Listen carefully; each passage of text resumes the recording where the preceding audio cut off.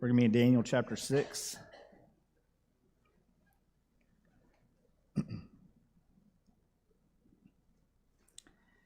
And the questions are in the back if you need some. If you have already picked them up from a couple of weeks ago, you may not want to get them, but they're there if you want them.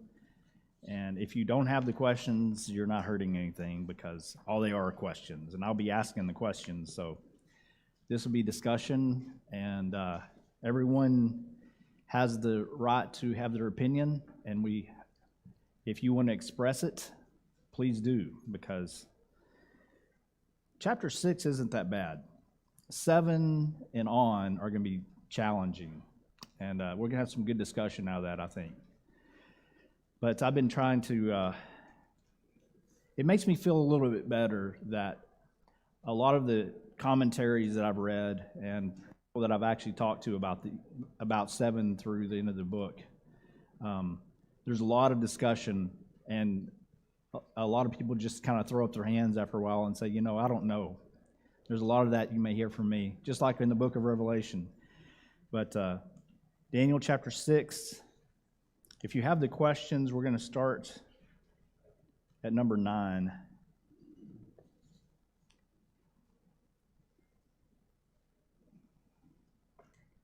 Let's go ahead and have a prayer. Our Father in heaven, thank you so much for the love that you show us, the opportunities that we have to serve you, to learn more about you. Lord, help us as people who are seeking to be more like Jesus. Help us to be actively pursuing that lifestyle, to be light in the community, to be salt. And Lord, help us to be service-oriented and helping look for the needs of other people so that we can serve you better. We can show the love that is required of us, and that we can hopefully help them to see coming from you, so that we can impact other people's lives and bring them closer to you. Thank you for this book that we have, that we can look into it, and the book of Daniel, that we can see so many great things here and be encouraged and face the challenges of our own lives and recognition of what the principles are here so we can learn more. Thank you for the forgiveness of our sins that comes through Jesus. We pray that you'll continue to be with us and help us grow closer to you. In Jesus' name I pray, amen. Okay, so we've been reading Daniel in the Lion's Den. Most of us are familiar with the account. And you remember that Daniel there was a plot against him because he was one of the 3 rulers in over the entire kingdom or empire of the Persians. And the king was actually considering putting him as second in charge of the entire empire, which is an incredible place to be placed, obviously. And there were political rivals that were upset about that idea, so they decided to conspire against him, right? And that's the first few verses of the chapter. And they knew that they couldn't do anything to get him, politically or anything like that. So they decided the only way that they could actually do anything to cause harm would be to do something in relationship to him and his God. And so they came up to the king and said, here's something we would love for you to do, calling on his pride, right? We would love for you to just for 30 days, that's all, not a long time, just 30 days, make it a decree so that only the people could not pray to anyone or request any help from anyone or any god or anything except him. So this is not only a big boost to him, but it also, in his mind, he's consolidating power, he's getting all kinds of things going on. So he agrees to this and sets a time up, says, okay, 30 days. And then Daniel heard about this, and what was his response? Sorry? Yeah, it says when he heard of that the prayer was outlawed, he went home and prayed. And that's admirable. And he didn't just close the windows and hide it and do it in private. And we talked about this a couple weeks ago, that this was not This was not an arrogance thing. This was not a, I'm gonna rub your nose in it. Why would he pray with the windows open, knowing that the law was going to be broken? It was his habit. Yeah. Why would he change? So that shows that he is not afraid of this. It didn't bother him. Okay, fine. I'm just going to go home and pray like I always do. And I don't know if I would have reacted that way, honestly. You never know until you're there, right? But that's a very important part of this. It's not, when we talked about that, there's kind of a tendency that we have sometimes, well, we're going to rebel and we're going to just, we do things out of a rebellious spirit instead of doing things that we're already doing to begin with, just continuing on doing what we're doing and not worrying about it. There is a difference. And we talked about, remember how that the mayor of Austin was saying that everyone had to send, all the people, Houston, sorry, all the churches in Houston had to send her their sermon outlines for every week so that she could make sure they weren't saying anything against the LGBTQ community. And every preacher in Texas, I think, didn't matter where, mailed her a Bible. And she got the message, she backed off, but there was a little, that's funny to me, but at the same time, it makes you wonder, where people, I can't make judgments, but sometimes we do things out of rebellion. Or we talked about the congregation that I was a part of, that when it snowed, they prided themselves on the fact that they could handle the snow because it was up north. And when it snowed, every single person that was a member of that church would be there. They weren't there normally. Not all of them were there normally, but they would be there for that. And I'm glad they came, but you see, attitudes really have an impact on why we do things, right? And our attitude needs to be a good one, and we don't always have the right ones. So if we were to face persecution, one of the first things we would have to do is take a step back and assess who we are and what our attitudes are in this situation, because just because someone does something bad to us doesn't mean that we have the rights or the option of responding in a way that is unhealthy and ungodly. And that's a part of the lesson we need to learn, but also we need to respond. I think it's something we definitely need to do. Yeah. Jason, probably some of the preachers that realized they were doing that out of the faith. I would like to believe that the majority of them were doing it, they were standing up for their first rights. Right. Okay. That's what I'm saying. I'm not judging them, but. Yes, sir. And even the city attorney in Houston, he stood up to her and said, look, he said, you violated the First Amendment Constitution. You did this. Yeah. Okay? The way I see it, Paul used his Roman citizenship more than once. Yeah. And it was very strategic. Whenever we stand up for our rights in the Constitution, I think we're doing what Paul did. Yeah, and he used his rights strategically. Yes. He didn't always do it, but when it benefited the church, he would. Yeah. All right, so that's good. That's kind of a background of where we've been. It's been a couple weeks. I had last week off, so let's look into this a little bit more. Number 9, what do Darius's words in Daniel verse 16, or words to Daniel in verse 16, say about Darius and about Daniel, respectively? So in verse 16, the king gave the command, and they brought Daniel and cast him into the den of lions. But the king spoke, saying to Daniel, your God, whom you serve continually, he will deliver you. So what does it say? Let's talk about Daniel first. What does this say about Daniel? It shows his devotion, that this, as was stated before, this was not a one-time thing. This is a... Yeah. And he didn't mind demonstrating that, right? So the king knew. How would the king know?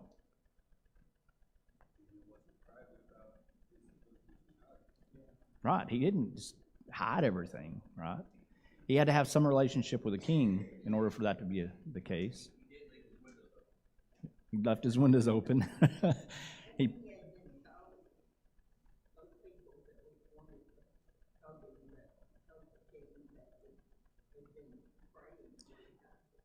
okay, so even his enemy, Daniel's enemies, were saying this about him.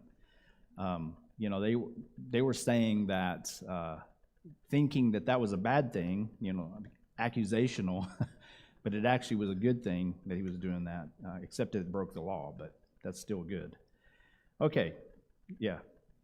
For Darius to consider making, he essentially was going to make him prime minister of his kingdom.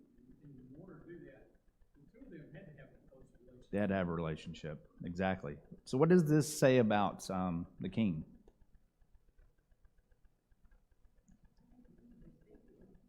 Okay, he had some respect for Daniel. There's a recognition there that this is not something that Daniel was just doing out of rebellion, right? This is just who he is. It also shows a little bit of faith, doesn't it? That he believed that, he said, Daniel, your God will protect you. And there, probably, I'm just thinking here, it doesn't say it, but probably you would think Daniel was so devoted to God that would be the reason that the king would say, of course, God, if God saves anyone, it's going to be you because of your devotion. So, you know, I wonder if people see that in us. It's hard to say.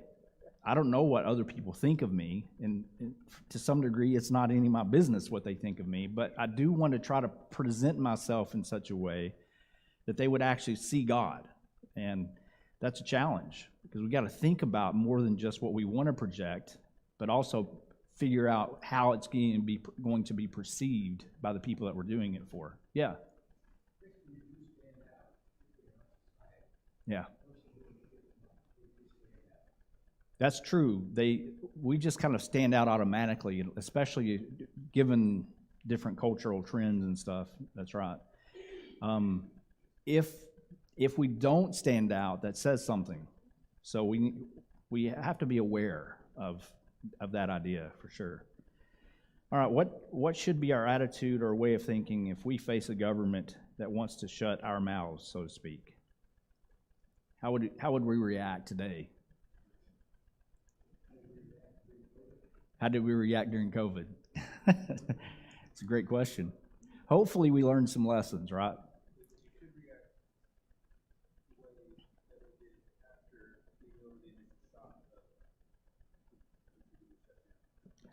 Yeah. After we got over the initial shock, we started thinking more clearly. I don't know about you, but if we faced the same situation again, which we won't, but if we'll face the exact same situation again, I know how to behave very differently than how I did before. Now, I'm not saying that everything we did was wrong. I'm just saying that we didn't always make the best decisions. And as a nation, we didn't even make the best decisions. As a church and across the board, there are a lot of congregations that suffered a lot of pain needlessly because of the way they reacted to things instead of taking stock and saying, well, why don't we just keep doing what we're doing? Anyway, we've kind of hashed that out quite a bit.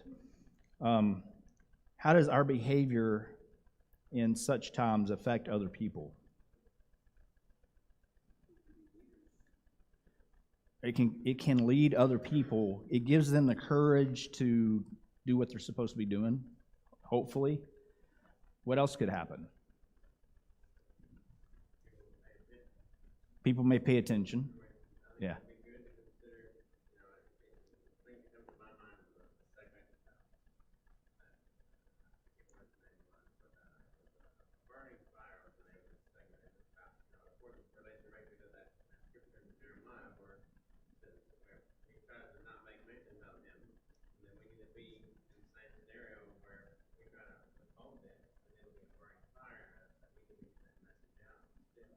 True.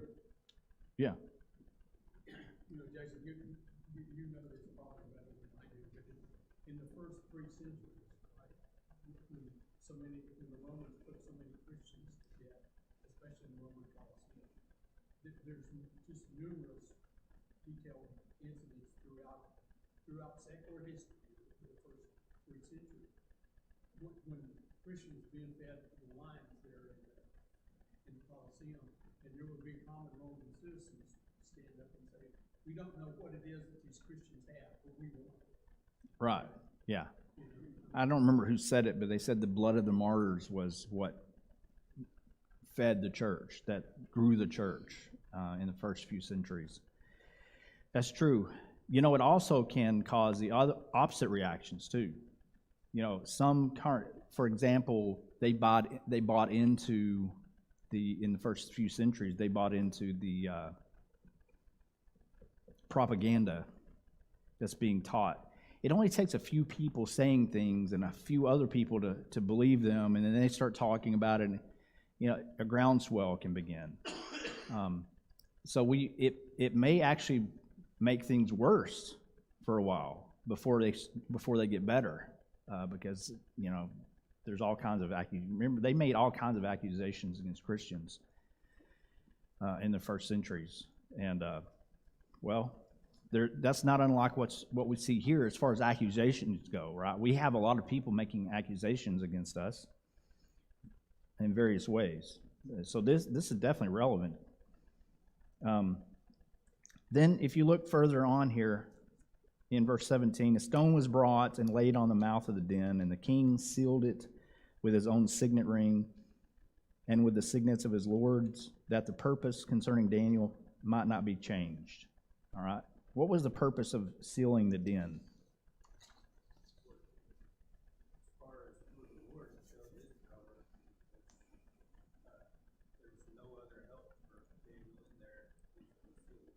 That's a good thought. So it's kind of ironic. It was kind of the opposite effect. But why would they seal it? Why would a king seal this den? We see that God's ultimate motive would have been that he would be glorified, but why would they do it to begin with?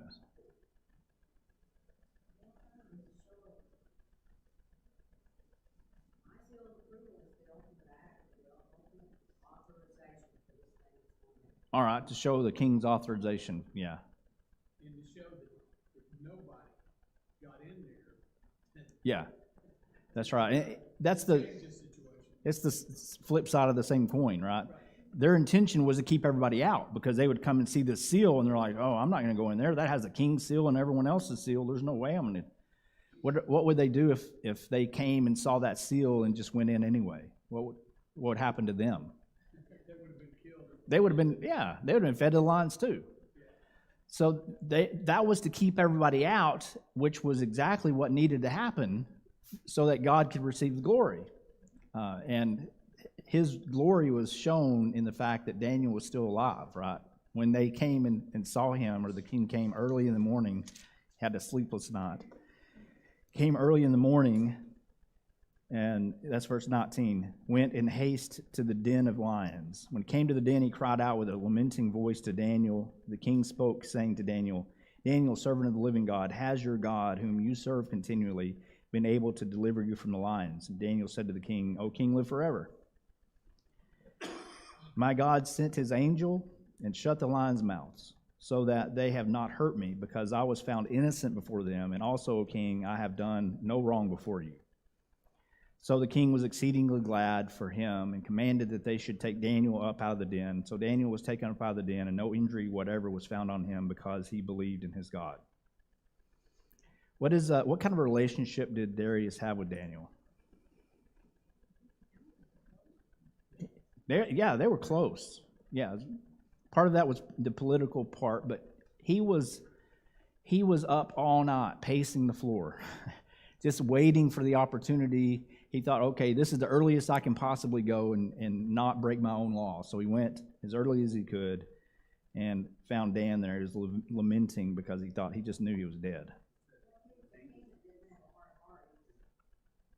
True. Yeah, he had a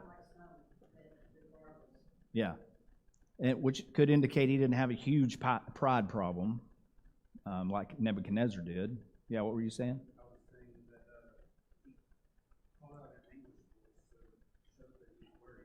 Yeah, he's definitely worried about that. And of course,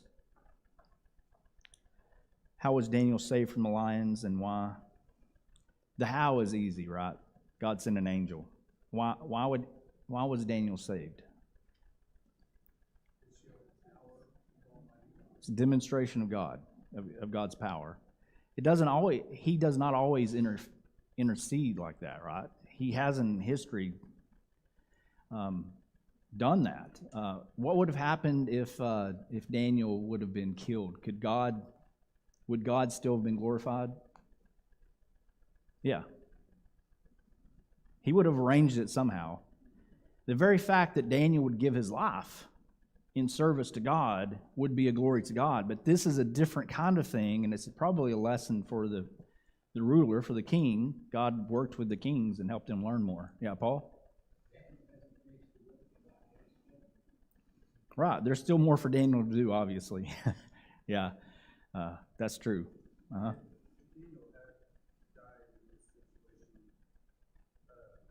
His sacrifice would have been glory to God, but it would not have taught his enemies anything. That's true. They would have not looked at the glory of it. They would have glorified themselves. That's right. So remember the theme of the book? God rules in the kingdoms of men. That's the theme of Daniel. And every passage in here, every account is teaching that lesson over and over again, powerfully. So there are a lot of other things that Daniel did that aren't recorded here, but these are the ones where God interacted with him, and that's why we have them, right? I was thinking about this last night actually, and the account of Jesus sleeping in the boat came up in my mind. Remember the account? What happened to them? Storm came. The apostles were frantic and woke him up. Right. He rebuked them for being afraid and for asking for and not having faith, which is short-lived faith is the idea. And here's the question that came up, that always comes up. Where were they promised that they would get to the other side? Nowhere. Jesus didn't say when they got on the boat, trust me, we're going to make it over just fine. Never said it. So the point that I want to make with that is when we face challenges, we don't know that we're going to make it through them. Just because God stopped the lions from eating Daniel, doesn't mean he's going to stop the lions from eating you, right? Is it possible that he would? Sure. He can do anything he wants to do. But we have no guarantees. Why is that important to understand? Don't test God, yeah. But I don't know how many people I've ran into in my life who, some of them deserted the faith, and some of them struggled greatly in faith because they were suffering. And they thought that because they were a Christian, God would save them from all the problems. And they think, why would God do this to me? Well, did God throw Daniel into the lion's den? No. But God saved him. He intervened. So if you're going through trials and struggles and that kind of thing, and you look up to God and ask for him to get you out of this, and he doesn't, does that indicate that he doesn't care? No. Because we're all human. We all have things that we don't know what God is doing in the situation that we're in. We may be going through something that we need to go through, that we can't help but go through. Sometimes it could be punishment. Sometimes it could be training. Sometimes it could be a hurdle in order to get into the next phase of life, right? And we all know that there is no growth without struggle. It's not possible to grow without struggle. And when we recognize that, we can learn from it and grow. But when we don't recognize that, if we come into Christianity thinking, well, God will save me from the lions every time. He may not. Did he save Jesus from the cross? How much love did he have for Jesus? I mean, to ask is to answer it, right? And that is no indication of God's favor. So this is an important thing I try to say a lot. The good things that happen to you is not an indication of God's favor. Not necessarily. The bad things that happen to you is not an indication of his disfavor. Not necessarily. So we got to keep that in mind. Do you have something? So, you saying that did God save Daniel for Daniel or for his own glory? Teach lessons to others. Right. It was for both, but but yeah, ultimately it was for his own glory. That he chose to save because he was a good servant. Yeah. Yeah. It could have been. He wouldn't save somebody that didn't follow him to glorify himself. Well, that's true in a sense. God has saved people who didn't deserve it, right? But if in this situation, he saved Daniel evidently so that he could show the nations exactly what he's trying to say. I'm the one in power. And ultimately, it doesn't matter what people do against God and his plans, he's going to win. But that doesn't mean that everything you try to do as a Christian is going to work or it is going to be blessed, right? Because we're not God and we don't know the exact plan of how everything's going to work out. So anyway, it's a good reminder for us. Okay, let's look in Hebrews 11. This kind of, I guess, relates to this, 32 through 40. He'd already given a whole list of people who had done great things by faith. In verse 32, he says, "What more shall I say? For the time would fail me to tell of Gideon and Barak and Samson and Jephthah, also of David and Samuel and the prophets, who through faith subdued kingdoms, worked righteousness, obtained promises, stopped the mouth of lions, quenched the violence of fire, escaped the edge of the sword, out of weakness were made strong, became valiant in battle, turned to flight the armies of aliens. Women received their dead raised to life again. Others were tortured, not accepting deliverance, that they might obtain a better resurrection. Still others had trials of mockings, and scourgings, yes, and of chains and imprisonment. They were stoned, they were sawn in two, they were tempted, were slain with the sword. They wandered about in sheepskin and goatskin, being destitute, afflicted, tormented, of whom the world was not worthy. They wandered in deserts and mountains and dens and caves of the earth. And all these, having obtained a good testimony through faith, did not receive the promise, God having provided something better for us, that they should not be made perfect apart from us." So, rhetorical question is, are we better than those who went before us, who came before us?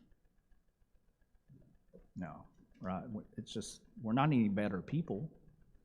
And it's not because we've advanced so much in our society. We've advanced technologically, right? But how much different are we, morally speaking, from 6,000 years ago?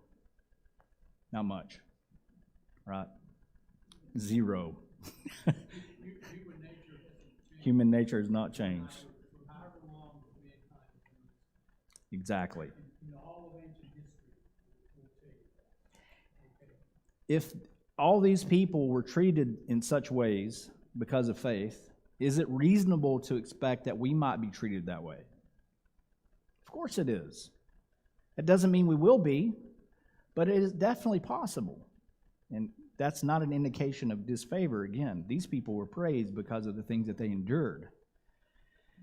So how can we prepare for the possibility of it? How do you prepare for the possibility of you being persecuted? That's a great question, isn't it? Because we all think, yeah, I know what it's going to be like. I know what I'm going to do when I'm persecuted. But we don't know until we're in it. So how can you prepare for something you don't know how to do? Lots of prayer. You know, I've learned something that I know helps. And that's because I've been asking this question for a while, I'm trying to learn. You don't prepare for the pain that you're going to go through except for putting yourself in opportunities for pain now. You put yourself in positions where you are going to be forced to grow. And that's going to be difficult. Growth is difficult. And as I said before, there is no growth without some kind of conflict, without some kind of pain involved. It doesn't have to be, being sawn in half. But we take it so easy in this country. We're so spoiled, aren't we? And I say we, that things, if my air conditioner doesn't quite work like I want it to, I'm upset, right? Poor me. But somebody being sawn in two is a whole lot different than me being a little uncomfortable in my house. And that's not even related to the faith. So this is something that we only can develop as we face opportunities to grow and develop. And as I've been studying for next year's series, we're going to actually go through principles from the book of Revelation. That was the underlying question for the entire thing. What is it that's going to take for us if we face the challenges that, like they faced in the first centuries? What is it going to be? What would it take for us to still be standing when it's all over? And I'm excited about that next year. I'm looking forward to teaching it. But this teaches us that too. We have to learn how to put our trust in God. And that only happens as we put ourselves in situations where we have to trust God, right? We can't trust God we can't wait until we face it to decide to trust God. We have to be building it up until that point. Yeah, somebody had a hand up over here.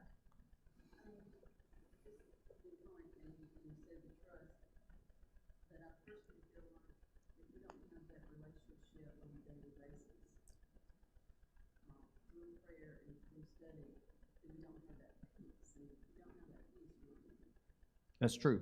That peace is going to come through the hope that we have, and it's going to develop hope as well. So it is a daily effort that we put ourselves through. The thing about that is, how easy is it for you to see growth in the process? Not very. You usually only see growth by looking back, right? It's like watching a tree grow. Every now and then you can see it. We had some bamboo in our backyard at one point, and you could actually, if you sat still, you could hear it crackling because it was growing. You could actually watch it. You had to be patient, but you could see it growing. It was crazy. But usually we don't see it. So the only way that we can know that we're going to have it, except in hindsight, the only way you're going to know that you're going to have growth is to put yourself into situations where growth is expected, and you have to grow into a situation. It's the only way it's going to happen. And growth never comes in a comfort zone. It never comes in a place of comfort. It doesn't do it. So that tells us that if we have to have a balance somehow. We can't spend all of our time outside of our comfort zone because we need comfort, right? We don't want to get completely discouraged. But it also says that we've got to put ourselves somewhere where we're a little bit uncomfortable so that we can learn and grow into a situation. And when you put yourself into an uncomfortable situation, what happens to you? How do you know you're growing into that? It becomes more comfortable, right? Now, when we face that discomfort and we shy away from it or we never get comfortable in it, it just tells us that we really hadn't figured it out yet. But when we do start figuring it out, we become more and more comfortable in the situation. And then we get to look around and say, okay, what else can I do? Where else can I grow? And if you know, if you've been paying attention for the last 4 years, growth is the only way that we can guarantee that we're not going to fall. That's the only way the Scripture tells us that we know we're going to make it to heaven, is if we're growing. Look in 2 Peter chapter 1 for that. All right, so here we go in verse 24. The king gave the command, and they brought those men who had accused Daniel, and they cast them into the den of lions. Them, their children, their wives, the lions overpowered them and broke all their bones in pieces before they ever came to the bottom of the den. Okay, why? This is gruesome. I realize that. Why would lions break all their bones before they even hit the ground? What does that say about the lions? They were hungry. Okay, that says that Daniel didn't just happen to walk in, be thrown into a den of lions that had already eaten and they were full. They were hungry, but they didn't eat Daniel. They did eat these people. Then King Darius wrote, "To all peoples, nations, and languages that dwell in all the earth, peace be multiplied to you. I make a decree that in every dominion of my kingdom, men must tremble and fear before the God of Daniel, for he is the living God and steadfast forever. His kingdom is the one which shall not be destroyed. His dominion shall endure to the end. He delivers and rescues, and he works signs and wonders in heaven and on earth, who has delivered Daniel from the power of the lions." So this Daniel prospered in the reign of Darius and in the reign of Cyrus the Persian. Interesting response. Does it remind you of anything we've already seen in the book? Nebuchadnezzar did the same thing. These kings started recognizing, realizing. Now, if you notice, he called it, whose God? Daniel's God. Nebuchadnezzar did that too, but at a later point, he started recognizing this is the God. And I don't know how far he made it in that process, but God is always working on people, getting them to realize who he is. And this, of course, is coming through the worship of many gods. Not many gods, not small, but many as in multiple. And he is demonstrating himself as the only one that actually can do any of these things, right? So what happened to the ones who brought charges against Daniel? I just saw that. They were thrown into the lions with their wives and children. It's a pretty gruesome thing, right? What's the main message of this chapter?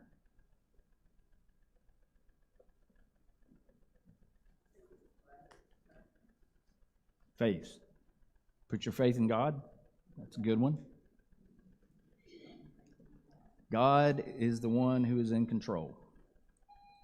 That's all it is. He's the one who's in control. And nothing's impossible. Exactly. All right, so we got 5 minutes. We're going to get into chapter 7 next week. I wanted to talk just a minute about some of the ideas here. I tried to express this when we went through the book of Revelation, and I don't think I communicated it well, partly because I'm still trying to work through things. And you'll see this even when you're looking at prophecy in the book of Matthew. This is where it actually started. I started having this concept and understanding of this, that Matthew didn't always see prophecy in the same way we would expect to see prophecy. He had a Jewish perspective, which was a little bit different. Some of his statements were predictive of Jesus, but some of them were simply character statements that look at a bigger picture. So let me illustrate. When we have, for example, in Daniel chapter 7, we have this vision of 4 beasts.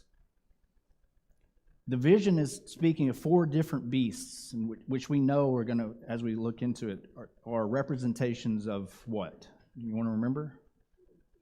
Kingdoms, yeah.